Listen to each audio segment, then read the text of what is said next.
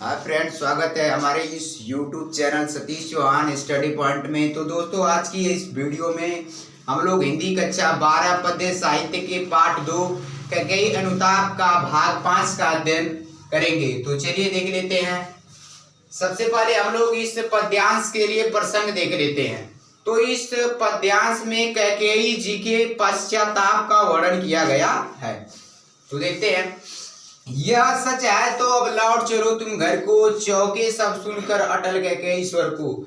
जब श्री राम जी अपने भाई भरत से कहते हैं कि हे भरत, तुम्हें जन्म देने वाली तुम्हारी माता ही जब तुमको नहीं जान पाई, तुम्हारे भावनाओं को, तुम्हारे विचारों को नहीं जान पाई, तो उसका कर्मों का फल उसे अवश्य मिलेगा। जब इस बात को सभा में उपस्थित भरत की माता कैकेयी जी सुनती हैं, तब वे कहती हैं, तो देखिए क्या कहती हैं कि यह सच है तो अब लौट चलो तुम घर को। वे राम जी से कहती हैं कि हे राम, यदि तुमने तो यह बात कह दिया, यदि यह बात सत्य है तो तुम घर को लौट चलो। चौके सब सुनकर अटल कैकेयी स्वर, स्वर मतलब होता है आवाज। जब कैकेयी, भरत की माता कैकेयी ने ऐसा आवाज किया, ऐसी बारी की, तब देखिए चौक उठे मतलब आश्चर्यचकित हो गए सब अटल कैकेयी स्वर को। अर्थात जब भरत की माता कैकेयी ने इस बात को कहा, तब सभी लोग, सभा में उपस्थित लोग आश्चर्य से देखने लगे। सबने रानी की ओर अचानक देखा, अचानक मतलब एकाएक, और सभा में सभी उपस्थित लोग एकाएक उस भरत की माता कैकेयी को देखने लगे। वैधव्य तुषारावृत यथा विदु लेखा। वैधव्य मतलब होता है विधवा, तुषारावृत मतलब कोहरे के समान, विदु मिस चंद्रमा, लेखा मिस किरणें। देखिए जिस प्रकार भारत में विधवा स्त्री सफेद वस्त्र धारण करती हैं, ठीक उसी प्रकार सफेद वस्त्र धारण किए हुए भरत की माता कैकेयी ऐसा प्रतीत हो रही थे, उनका शरीर ऐसा दिखाई दे रहा था मानो चंद्रमा से निकलती हुई किरणें उनके सफेद वस्त्रों पर चमकती हुई दिखाई दे रही थी। बैठी थी अचल तथापि असंख्य तरंगा, वह सिंही अब भी हाहा गोमुखी गंगा। देखिए बैठी थी मतलब बैठी थी अचल शांत, तथापि असंख्य तरंगा।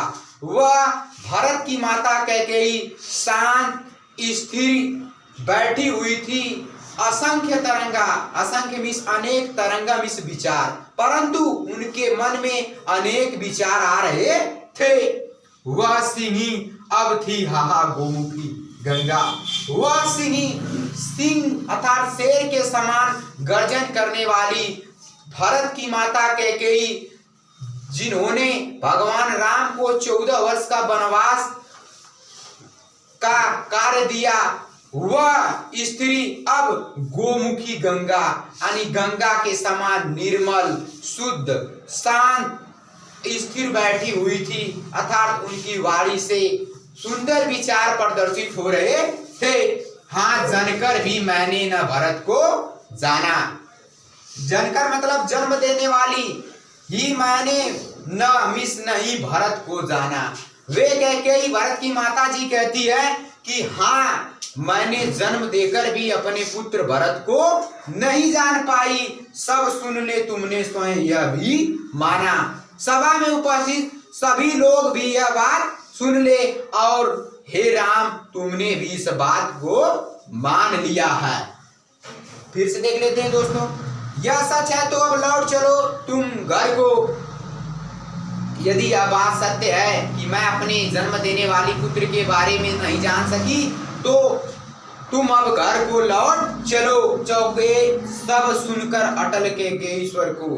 इस बात कैकेयी के इस बात को सुनकर सभी लोग आश्चर्यचकित हो जाते हैं। सबने रानी की ओर अचानक देखा। जब रानी अर्थात कैकेयी ने इस बात को कहा, तो सभी लोग एकाएक रानी की ओर देखने लगे। वैधव्य तुषारावृता यथा विदुलेखा। जिस प्रकार चंद्रमा की चांदनी में विधवा स्त्री सफेद वस्त्र को धारण की रहती है, ठीक उसी प्रकार भरत की माता कैकेयी सफेद वस्त्रों में चंद्रमा के समान चंचल वस्त्र सुशोभित हो रहे थे। बैठी थी अचल तथापि असंख्य तरंगा, और वे शांत बैठी हुई थी, शांत स्थिर बैठी हुई थी, परंतु उनके मन में अनेक प्रकार के विचार उमड़ रहे थे। वह सिंही थी अबहा गोमुखी गंगा। एक समय था जब वह शेर के समान गर्जन करने वाली थी और भगवान राम को 14 वर्ष के लिए वनवास भेज दिया था, परंतु वह गोमुखी गंगा के समान शुद्ध, शांत और निर्मल प्रतीत हो रही थी, अर्थात उनके मुंह से शुद्ध बातें, शुद्ध विचार प्रतीत हो रहे थे। हाँ, जानकर भी मैंने न भरत को जाना। वे कह रही कि हाँ, मैंने जन्म देकर भी अपने पुत्र भरत को जान नहीं पाया। सब सुन ले तुमने यह स्वयं भी माना। सभा में उपस्थित सभी लोग इस बात को सुन ले। हे भरत, हे राम, तुम भी इस बात को मान चुके हो कि मैंने जन्म देकर भी अपने पुत्र भरत को नहीं जाना। ठीक है, तो दोस्तों यह वीडियो आपको अच्छी लगे तो लाइक करें, शेयर करें, कमेंट करें। यदि चैनल पर पहली बार है तो प्लीज इस चैनल को सब्सक्राइब करें। तो अगले वीडियो में मिलते हैं, तब तक के लिए बाय बाय, धन्यवाद।